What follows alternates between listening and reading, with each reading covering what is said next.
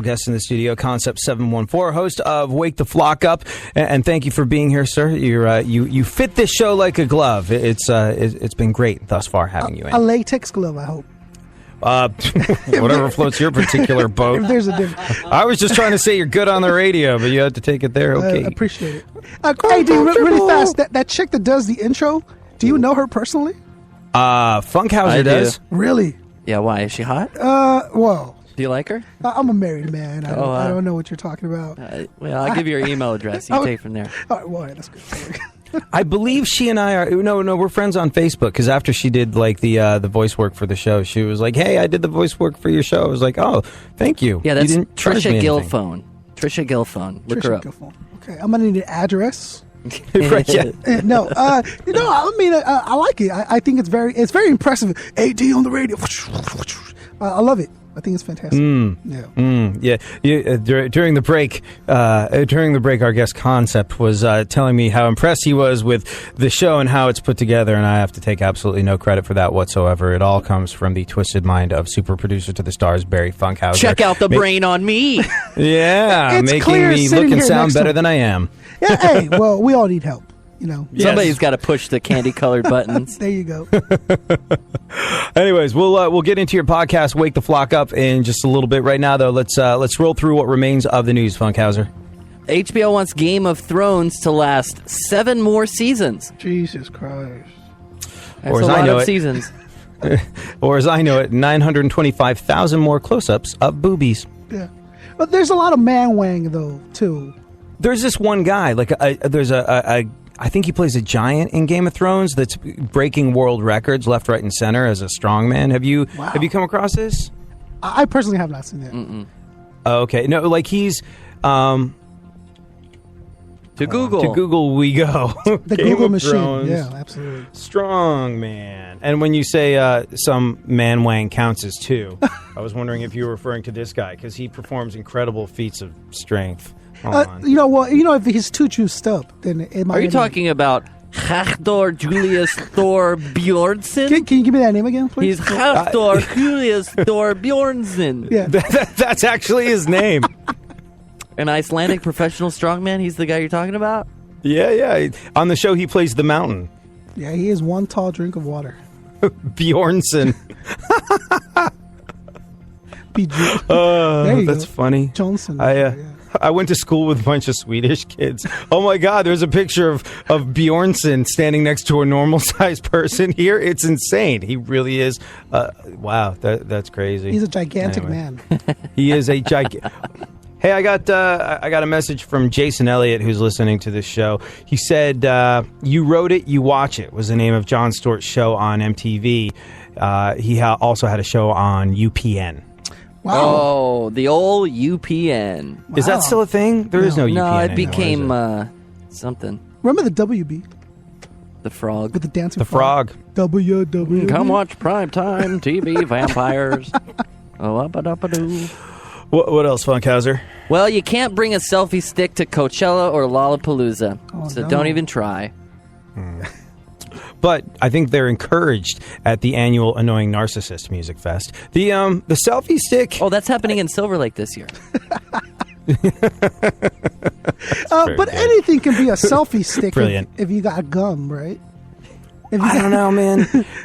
You know what? I actually despise the term selfie. I really do, because it sounds so light in the loafers. I'm going to take a selfie. And sometimes you just want to document the time that you're spending with someone. Like when I went to my sister's wedding, I was like, oh man, I don't trust a photographer here to get the shot that I want. Let me take a picture of myself and my sister. Let me get a picture of me and her and the groom. Like these are actually, that was the first time where I was really excited to take photos at an event where I was like, wow, these are actually precious memories to me, and I want to document them forever. So I was taking pictures of me and other people at the same time. That's how I describe it. And everyone was like, oh yeah, you're taking selfies. I was like, real men don't take selfies. They take photos of themselves. Portraits of oneself.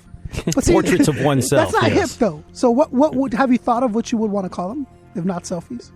I don't think. I think it all starts to go downhill quickly when you give it a name. Oh, when you call it a selfie, that's bad news.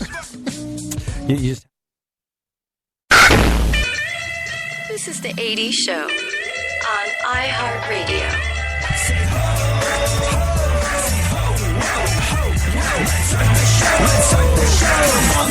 Come on, let's go. Say ho, say ho, whoa, ho, whoa. Let's start the show. Let's start the show. Let's start the show. Let's start the show.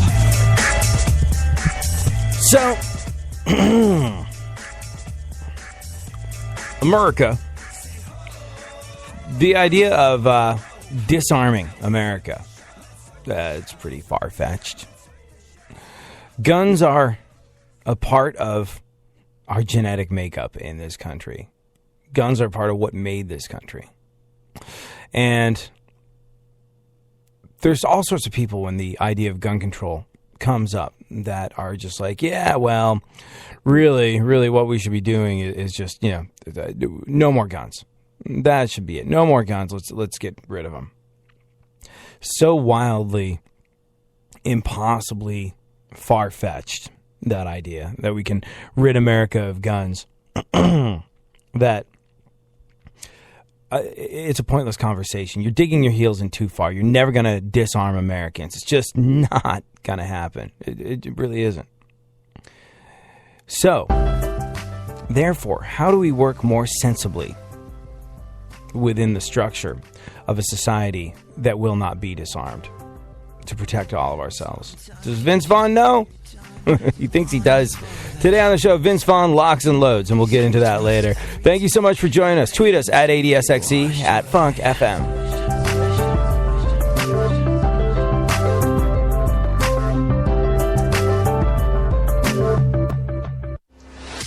iHeartRadio puts the spotlight on Aerosmith.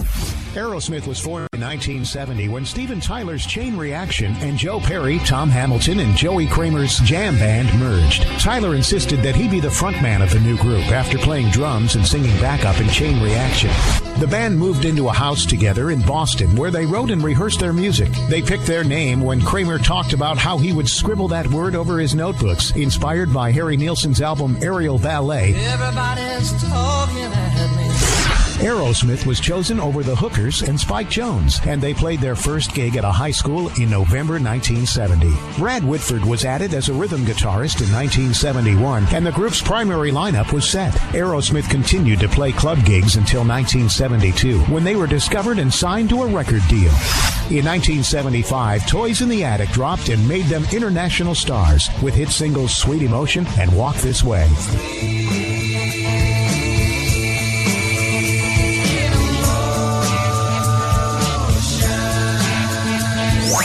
All things Aerosmith, info, music, and more are on iHeartRadio, keyword Aerosmith. And now, a look back at This Week in History. TV moments this week. The last episode of the original Star Trek aired on NBC in 1969. 1971, The Ed Sullivan Show was canceled after 23 years on the air.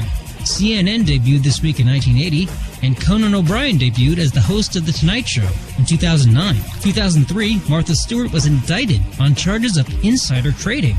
Martha, Martha, Martha! In 2009, General Motors filed for Chapter 11, becoming the largest U.S. industrial company to enter bankruptcy protection. And finally, Roger Federer tied Pete Sampras' record of 14 major singles titles when he won the French Open in 2009. I'm Chris, and that's This Week in History.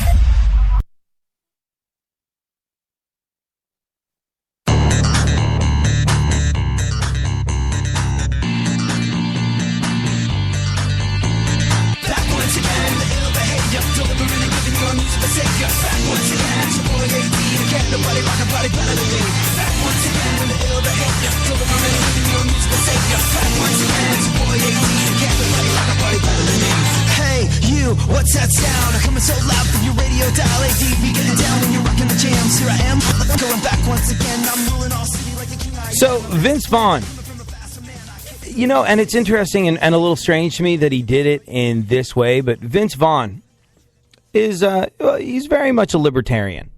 He identifies as a libertarian. He's not afraid of stepping forward with his political beliefs. He feels like he has something to say, and he says it on a regular basis, an increasingly regular basis recently. He weighed in on the subject of guns. But you know where he did it? I don't know if maybe he felt like he couldn't do it here. I don't know if maybe he felt like he couldn't do it here, or maybe he was, on safer soil by doing this, or maybe he was giving the English a reminder of just how America came to be back in 1776 when another revolution was starting to fix. But he told British GQ, Vince Vaughn told the British edition of GQ magazine in England, why you would weigh in on American politics in a British magazine is kind of beyond me. And then if you did weigh in on American politics in a British magazine and think it wouldn't make its way back to America with the interwebs is also sort of beyond me. So I'm guessing there had to be some sort of logic employed. But Vince Vaughn told the British edition of GQ magazine that he's in favor of gun rights, way in favor. He even wants guns in schools. He said that banning guns is like banning forks in an attempt to stop making people fat. We'll get into all of this in just a little bit. Right now, though, let's take a look at the events of today in our segment, My Witness News. In no way, shape, or form fair. Certainly not balanced. Funkhouser, how are you? And what is going on in the world? Things are good.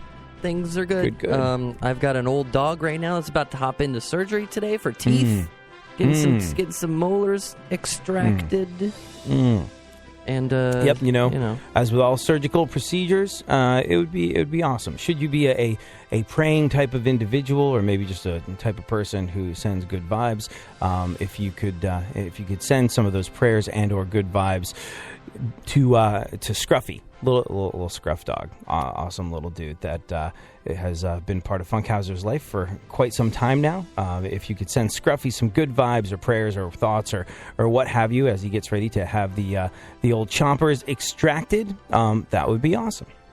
Yes, we really appreciate it. I hope I'm not Thank speaking you. out of turn. No, he's quoted earlier as saying...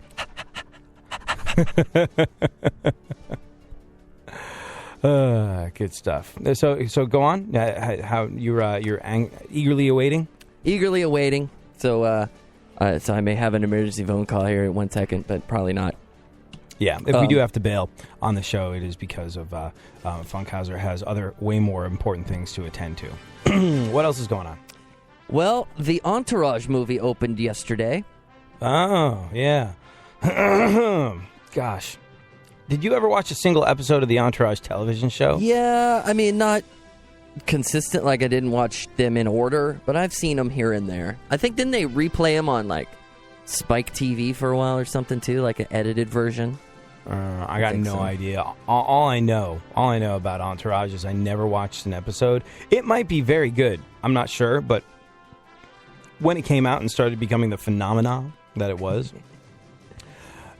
everybody that was like, oh, you have to watch it, it's amazing, was the biggest, most unmitigated D-bag on the face of the planet. And it's just like, there couldn't have been a surer sign to me that I would have no interest in it than the people telling me it was awesome. Like, dude, bro, did you see the latest episode of Entourage?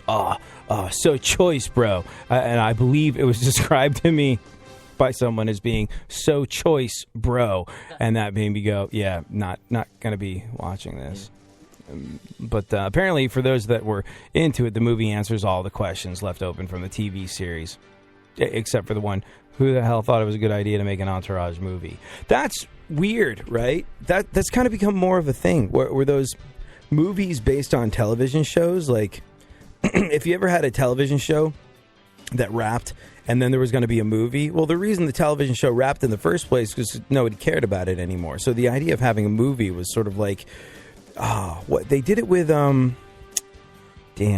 really liked it. Joss Whedon did this show. I can't believe Firefly. You ever watch Firefly back in the day? No, I heard a lot about it though. Yeah, I kind of wound up binge watching the whole thing and then watching a movie on Netflix. And the movie Firefly was basically because, like, okay, we didn't get to wrap up the series the way we wanted to. We managed to raise some money, so let's just do it this way. And it's just like the movies that were made after the TV series were over tended to be like straight to DVD or made for TV movies or what have you. This new phenomena of having like big movies based on television series is kind of, I think it started with, correct me if I'm wrong, can you think of any other examples of it? But I think it started with Sex and the City.